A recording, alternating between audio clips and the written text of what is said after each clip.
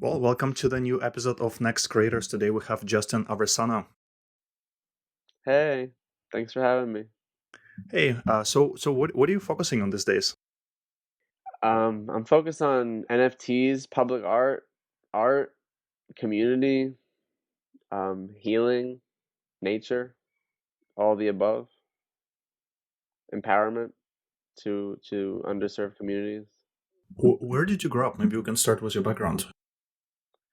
I grew up in New York, um, Long Island, and then when I was 17, I moved to the city and went to art school. And after art school, in 2014, I graduated. I started SaveArtSpace with my business partner Travis Ricks, and we launched SaveArtSpace in Bushwick, Brooklyn.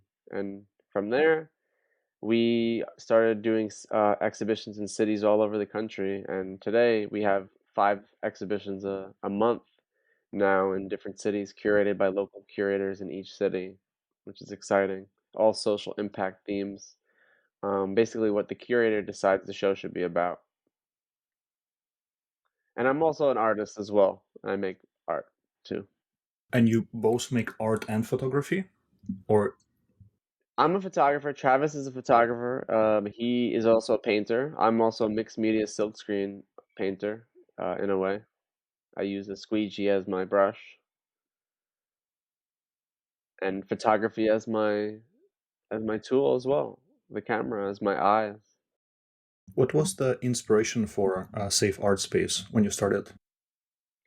Oh man, Save Art Space. The goal for Save Art Space was to take back the ad space that the advertisers put over the mural spaces, in our neighborhood in Bushwick. We saw that a lot of advertisers were coming in, making deals with the landlords, and basically overtaking the mural spaces that made what the community that it was in Bushwick an haven, and became an ad space. So we decided, hey, we're going to do something about this, and we're going to put art back over the ads that took over the art. Hence why we're called Save Art Space, and we never stopped. So, what is the relationship between murals, art, and the communities? I think when you let artists make art in the neighborhood where everyone can see and feel, that is community empowerment, and the messages that they paint is what they need to feel that needs to be shared in that space. And when advertising comes in, I think it subdues what the initial intention was for community healing, and it does something different where it just tries to sell you things that you don't need, whereas art gives you something you do need, which is inspiration and a break from buying, and a feeling of community, and the colors and the images bring it to a place where you could feel something as you pass it. And I think that's an amazing feeling, and art can really help heal communities. So that's what I'm focused on. And you pretty much started with New York as the first step.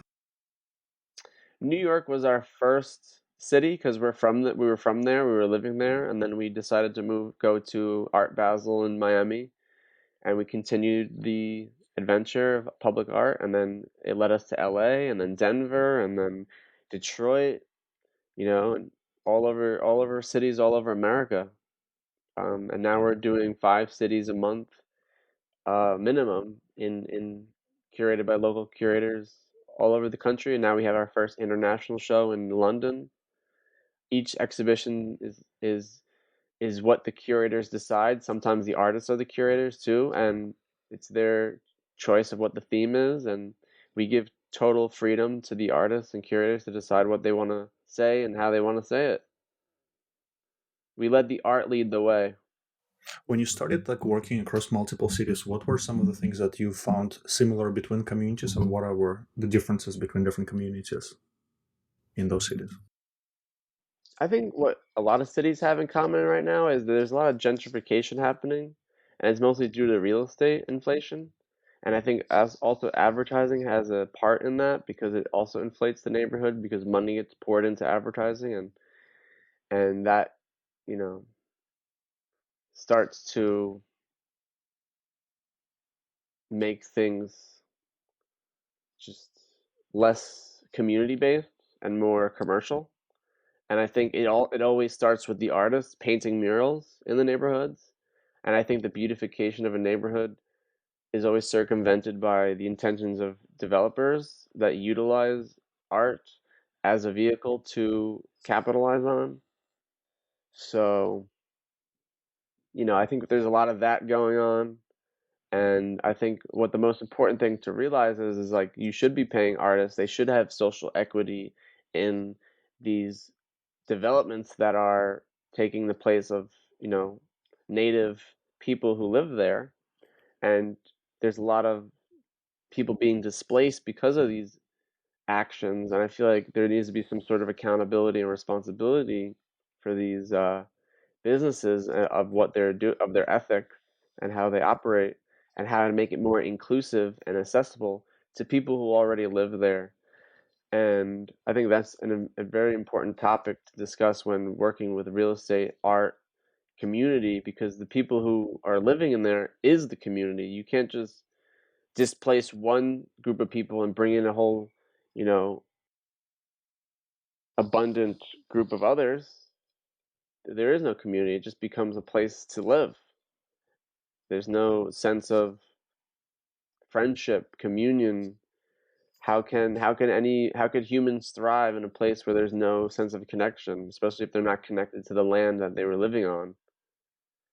So I don't know. That's something to think about. Also, on the positive side, all these art communities have collectives and nonprofits surrounding that certain community that care about initiatives that are local. And I think we got to start focusing on those organizations when thinking about even coming to do business in the neighborhoods. Power those nonprofits. Why take their HQ away from them when you could be the ones empowering them? I think that's super, there could be so much good that could be done if people put their priorities in the right places on what they think is right and should be. I think the more attention we give those local nonprofits, those charities, the shelters, the youth groups, those are the people that need to be supported, and who don't need as much funding would I would say are advertisers or landlords. I think we got to think about the kids, the the people who aren't typically um, have the social equity that they require to be part of the conversation. And most of the times, we're just seeing people with money dictate the dialogue of what happens in someone's home. And the people who work essential jobs have no say because they're out working while people are trying to take their home away. And I think, art can influence people to think morally and connect with people in a way where they want to help. And I pray that SaveArtSpace is an organization that gets people involved to realize these issues, social issues that occur, and maybe that they might not even be aware of. So, what we're trying to create is an awareness to empower everyone through public art and initiatives and just funding in the right places, and maybe even utilizing a percentage of funding of those said developments to support people and not just themselves. And when you started working with many different cities, did you start like essentially discovering that there are many different nonprofits out there? So there's almost like on one side there's commercial interests coming in, gentrifying cities. On the other hand, there is a network of nonprofits. Go to any city, you'll find a local nonprofit. Like the smallest cities you could think of, there's always a local art nonprofit, an orphanage or a charity or a youth group or an art collective. There's artists all over the world, and there's artists in all parts of the country. And I think those are the people who are the true leaders in the community, because artists are the visionaries and they want to make the world a better place through what they create. And most of the time, artists are the ones creating organizations to um, support certain things that they're passionate about. I'm passionate about public art and giving people a voice that aren't quite heard in commercial spaces. So we're just that piece of the puzzle, and I'm sure there's other people who are working towards housing rights and you know fighting domestic violence and you know all these other things going on because I'm just one person. I can't tackle it all. It takes a village, and it takes each individual experiences that have certain connections to certain causes that once are I would say honored, then we could really do some social change here because people are being heard and people are being empowered and funded, and those are the people who we should be paying attention to because the big win the small wins are the biggest wins because it leads us to the next thing and where our culture as a society can be, because right now we're just a commercial culture and we're not holding true to our values of humanity, and I think the artists are the people who care most about those certain objectives. And how did you then uncover like Web3 and crypto scene? When was it in this journey as you were like working on a safe art space? What would you be considered Web 3 is, just to create a context from Web 2 to Web 3, and I could tell you the journey from there. Mhm. I would say Web3 is a set of technologies that can help create this equity for creators. So Ethereum is one example of that. Would you say Web 2 is social media? Web2 is like centralized technologies. It's, yeah, like, so right now, I would say Web2 is pretty much Google, Facebook, Amazon. And what's Web 1? Web1 was early internet when it was decentralized but not commercial yet. It Like was, Netscape yeah, or before Netscape, that? GeoCities, pretty much like 90s. So let's go through the journey. Netscape, Web 1, I was in elementary school. So I was basically bred with this technology to have an advantage as a child in this generation of technology to work with and understand how this stuff actually operates. Web 2 is how we were basically started with, our Squarespace and our social media, Instagram, Twitter, to get a rally towards our following and our audience and a place where the content of what we create in the public space could live. And what we're seeing now with Web 3 is the blockchain and how we could utilize Ethereum, NFTs, Bitcoin to power the nonprofit as a funding model, as well as a utility to raise funding through NFTs and residuals. I think the most important thing about Web3 that we've never seen before is, do you get royalties from your Instagram posts? No.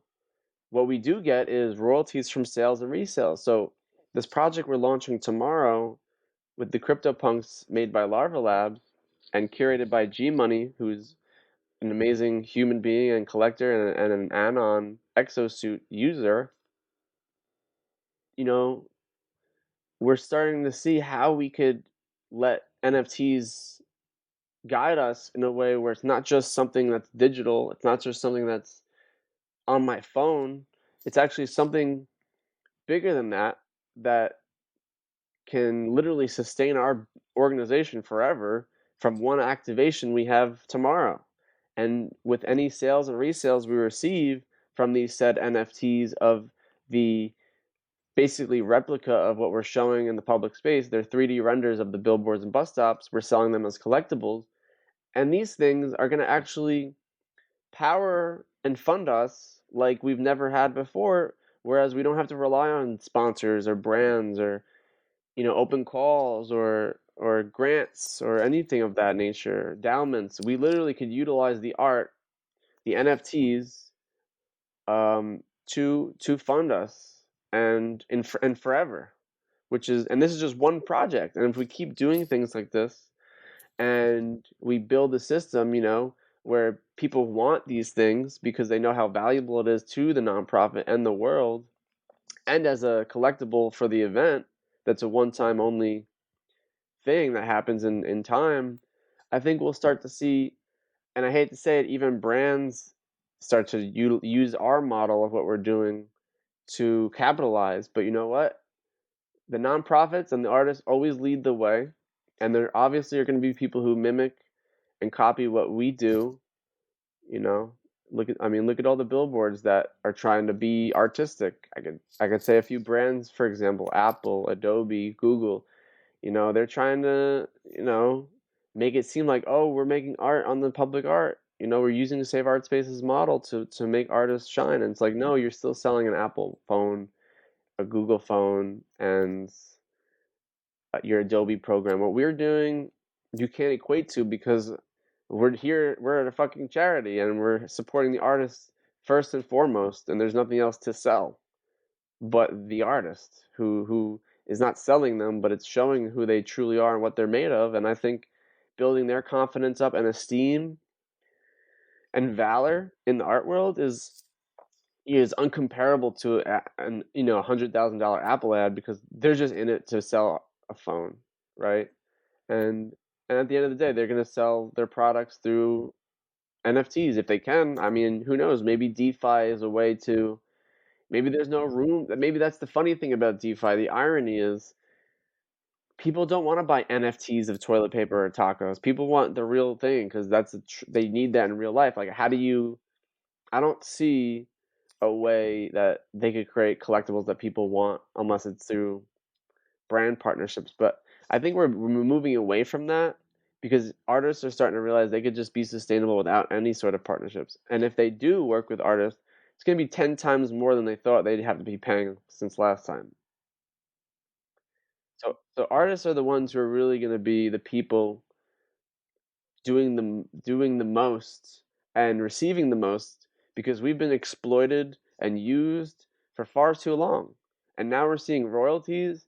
Now the artists are the true heroes in every space, because we're looking at the artists to see where we can take this technology, because guys like yourself are the people creating the technology, but you're seeing how the creators work with it, because we have the imagination to push the boundaries of where it can go. And what we're doing with Save Art Space is showing the world that, hey, this is a model that nonprofits and charities can use to not rely on donors, but on the work you're doing in a way that people want to support through the NFTs they buy, and they have something that they can then resell and sell, and everyone wins.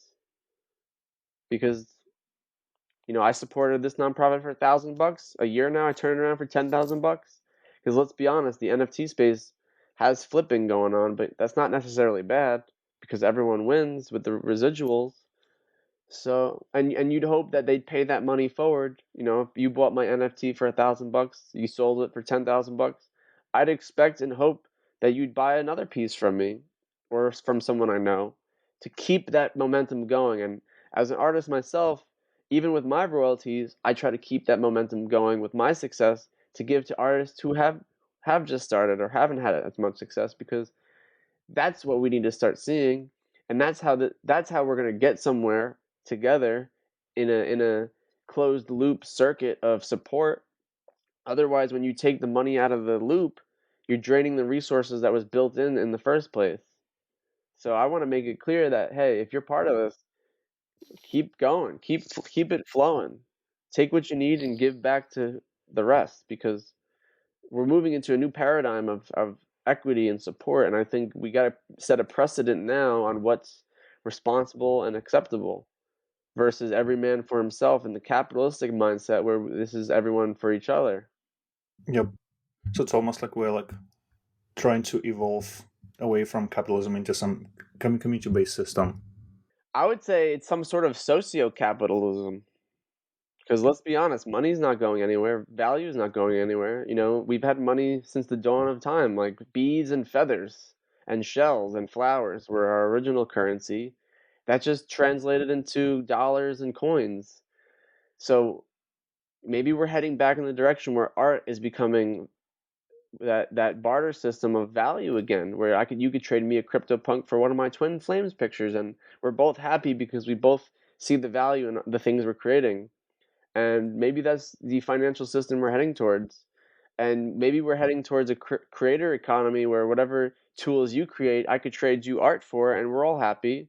And the baker could get food, and the baker could give a bed, like get a bed from the furniture maker, and then we're back in a way where our talents pay for our place in life.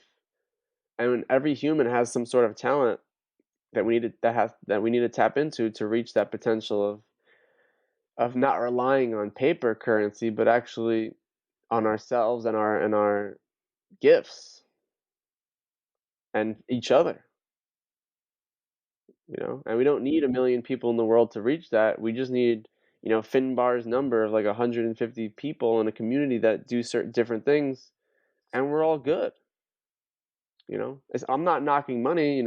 I love money, and money is helping me buy food right now, but I think we're moving into something greater than a mythology, and actually grounding it in reality with what we create. Sounds good. And maybe we can also discuss your personal projects too. So, what was the story behind your twin series? Twin Flames. Twin Flames is, I would say, one of my most, renowned projects. It took me about 2 years to, sorry, 1 year to shoot, another year to prepare for exhibition, and another about 4 years to complete. Let's say in full um, historical sense. I'll walk you through. So in May 31st, 2017, I started this project, Twin Flames. It's in honor of my twin. My mother had a miscarriage. It was gonna be a twin fraternal sister named Alessia. I've had psychic connections and spiritual um, shamanic experiences during my time in Peru and Africa that connected me to the spirit of my twin. And so my mother had a miscarriage during, before, and after my birth, so I'm sort of some sort of twin survivor. And all my life, I felt disconnected and funny that there was a piece of me missing.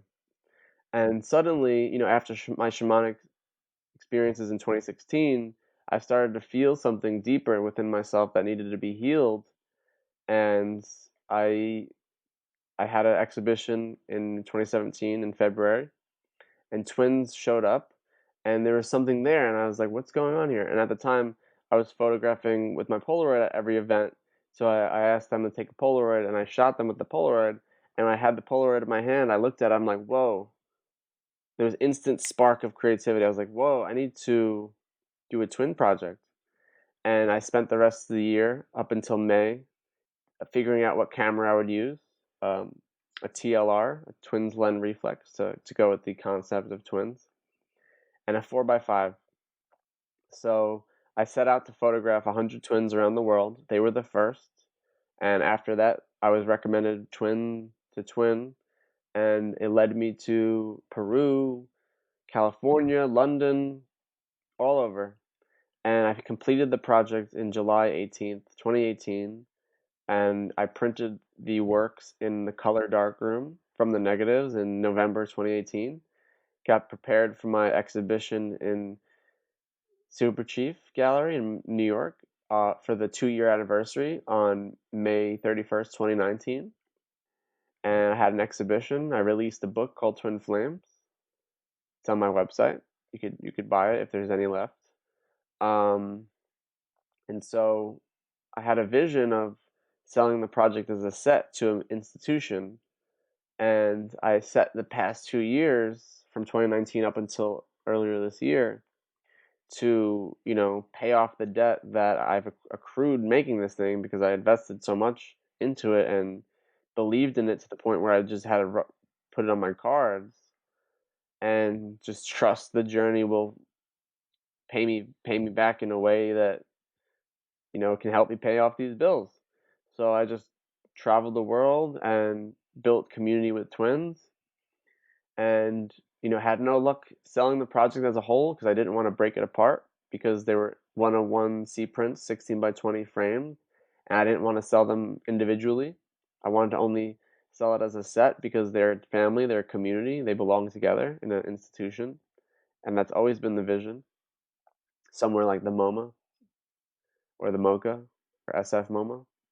Maybe you know someone there. I used to work Um, there. okay, great. Then you could help me. You could help me get in touch with Corey Keller then. Um, anyway, not to get off track, but I guess maybe this conversation could lead there. You never know. Um, so I dabbled and was introduced to NFTs, and I've been in crypto since 2013 when my friend was on Silk Road buying acid. I never really bought any drugs on Silk Road. I was just a spectator watching that happen, and I was like, "Wow, this is interesting. How does that work? Cool. That's ironic." I bought my first Bitcoin, not full one, but parts of one in 2017 before the flash crash, and then I held on to it, and it was like, "Okay, I got fucked, but let's see what happens." And then I bought some more earlier this during the pandemic because I had nothing else to do but try to make money and live and pay for groceries. So, you know, um, it was difficult for everyone around that time. Everyone had to stay inside, no one had work to do. So, I feel like a lot of people were just looking at stocks and Bitcoin just to learn something new while they're on their ass all day, um, other than making art. So, it's like, how do you be a successful artist and a successful, entrepreneur if you don't? And I just spent the whole year learning more about financing and stocks and Bitcoin and putting money into it, and at the same time making amazing art and photographs and paintings. Just building another skill set of and understanding of something I wanted to understand. And as an artist, like, it's easy to be the starving artist, but when you learn how to make money, you're not so hungry in the sense where you can't blame yourself for not having enough when you need to learn those skills. Um, anyway, earlier this year, I was on Clubhouse a lot, and in January, and there were a lot of people talking about NFTs, and I tried to understand it by myself. I was in the rooms with the Nifty Gateway founders and the OpenSea people before they really popped off, and they were just having conversations with each other. And Alex Mazmash at Try Showtime really took me under his wing and zoomed with me and taught me how to make a MetaMask and how to get on OpenSea and list my work. And my friend G Money, who I met earlier this year, who's a crypto punk, educated me that I don't have to focus on selling the Twin Flame set as a whole, as a full collection, and save it for the museum like we've been trying to, and actually sell them individually as NFTs. So he inspired me because he is an NFT connoisseur. He has an ape crypto punk that he bought for like $250,000. Now that thing's worth like $2.25 million, probably more. Who knows? I don't really know. It's just what they say on the Discord. Um, and especially with all these things going on with Christie's and the public art projects, I'm sure it's going to raise the value on their shit a lot. But other than that, like, he educated me the importance as a collector of what he wants to see and how I should be selling it not as a whole, but as individuals as an NFT. So he helped me release the attachment and obsession with, oh, I gotta sell it as a whole for $100,000. No, you can sell them individually now as an NFT and keep the physical for the museum. So he really opened my eyes to do that through the NFTs. So I minted them, listed them, sold them within a few days. He's part of Flamingo DAO. Other members supported the project. Lots of the crypto punks supported. Even photographers were like, "Whoa, I love what you're doing. I'm gonna buy crypto to buy your work because I support what you're doing for photography." And it was like, "Whoa, that's really cool." I didn't think a photographer like me would be supporting myself. Like, whoa, that's really cool. Like, photographers are supporting other photographers. I haven't seen that ever. And that's the paradigm that I think is going on with crypto and NFTs. People are supporting each other. They like the work and they like what we're doing. And apparently, I'm probably one of the first NFT photography projects at that scale of portraits that has sold on any platform at this time.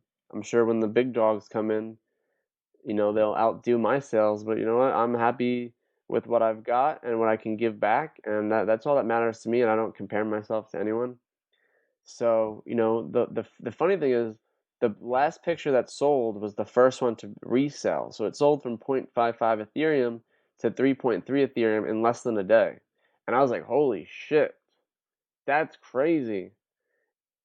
And I'm getting royalties on that. What the fuck? That's this is crazy. And I still have the physical thing to give to a museum. What the fuck? This is amazing. How is this possible? So I feel like at that time I was like setting a precedent of like, yes, you can have the physical for the collection of the museum, and yes, they can have the NFTs for their digital collection because they don't want the physical thing. They don't want to take care of it. But I've also created projects like my smoke and mirrors silk screens on OpenSea. I call them tarot scrolls, which is my current project I'm still shooting and making silk screens for now, for an exhibition later or this or next year. And I'm doing slow releases every week. I'm dropping new NFTs of the silk screens. But with those NFTs, I'm actually mailing, my gallery is mailing the physical print to whoever buys them. And those are more affordable at 0.21 Ethereum. So I'm doing both. I'm doing both. Hey, you're only getting the digital, and I'll also send you a book for being a supporter. And oh, yeah, these come with the physical. So it's like I'm just trying everything out, experimenting, setting precedent on what does the collector want to invest in and what does the artist want to do, because I'm sure a lot of traditional artists want to send the work that they're making, because why are they going to just hold on to shit they've already resold? So, it's so early in the creator economy, and I'm sure in 5 years there'll be a standard, but it's up to the artist to make those rules now while it's still the wild west of crypto and NFTs and art. um, and the funny thing is, with Twin Flames, that led me to my collectors, that led me to the CryptoPunks, and now being friends with them, building trust, I'm doing massive public art projects with them to raise money for our nonprofit. So it started with my work, and now it's ending with the community work we do. And it's just so beautiful to see how it blossoms from Twin Flames to SaveArtSpace, and everyone's so down with the cause. And it's fucking rad. That's awesome. Those connections. And it's a matter of how the artist is collaborating with their collectors, because it was the collector's idea of, hey, I want to put CryptoPunks in museums. And I was like, hey man, that's not going to happen until we got a trustee or a curator on board. But like, fuck the museum, quote unquote. In my Decrypt article, I was just saying that while I was on my drive to Joshua Tree. The journalist heard me say that. I was like, fuck the museums, let's do public art. And you know it was kind of a joke, but it's true. It's like, fuck it, they're not going to do it now. It's going to take them 10 years. Let's just do it with Save Art Space and pay it forward through our nonprofit so that we could use those resources to actually support the artists we've been supporting for the past 6 years, especially when everyone in CryptoPunks has more than 30K ready to spend on another CryptoPunk. So it's like, might as well give that money to all the artists that have been working with us and giving us a nest egg to sit on so we could actually not worry about raising enough money for each show, and actually, you know what, we have enough to do everything we need to do and hire employees and have PR teams and video editing teams. It's like we're finally in an abundance mode thanks to crypto, NFTs, and the art. So it's like we're working with something fucking crazy, man. What do you have to say to somebody who is like crypto curious, but like on outside, kind of like have no idea what this is, but sort of interested where to start?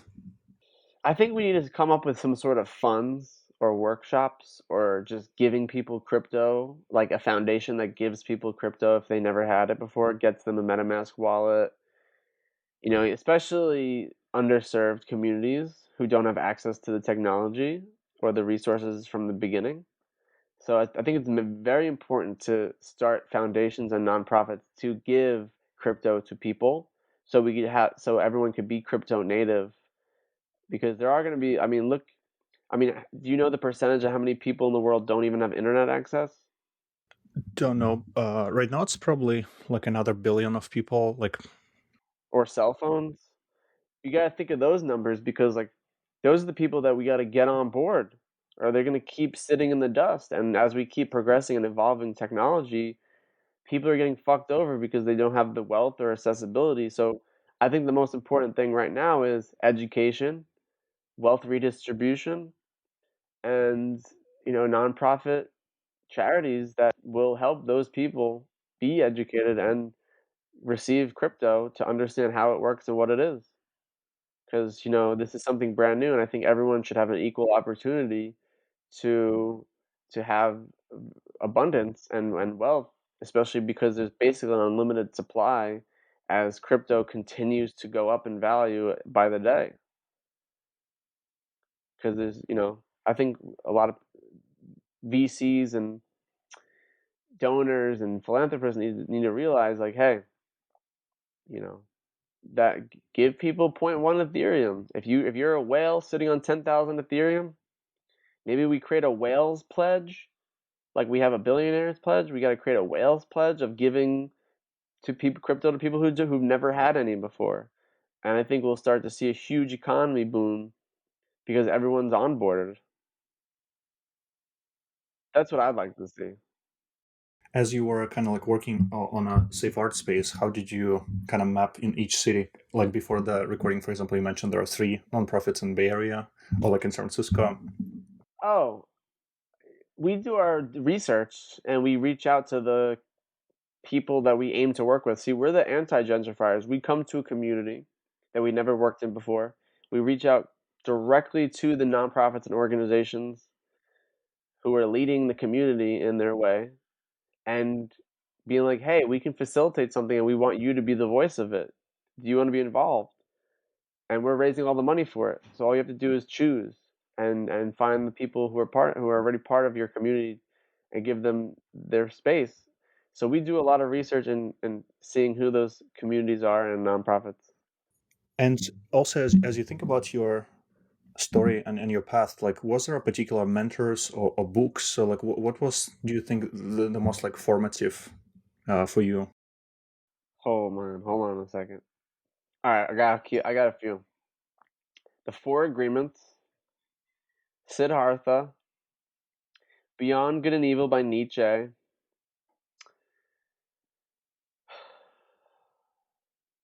Dr. Seuss. No, I'm just kidding.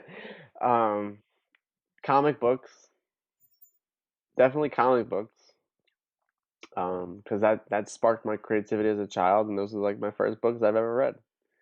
But I would say formally, definitely the Four Agreements, definitely Siddhartha, Nietzsche, Socrates, Walter Benjamin, Hume, Hegel, Kant, Immanuel Kant.